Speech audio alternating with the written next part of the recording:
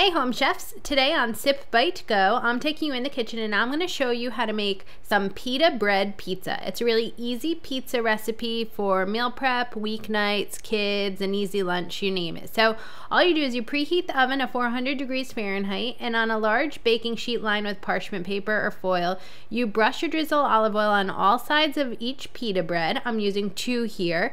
And then you add some pizza sauce and sprinkle with Italian seasonings. Top it with mozzarella cheese, a slice of ham that's kind of shredded up, and a sprinkle of Parmesan cheese. And then this all goes in the oven, and you bake it in the oven for 7 to 10 minutes or until the pita pizza has some delicious melted cheese on top and it starts to bubble.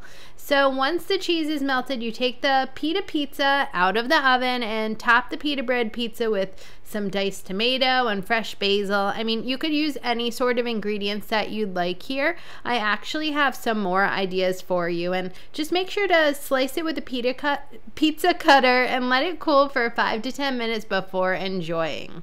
You can get a bunch of ideas for toppings for pizza made with pita bread at Sip Bite Go, like barbecue chicken and broccolini Italian style pizza.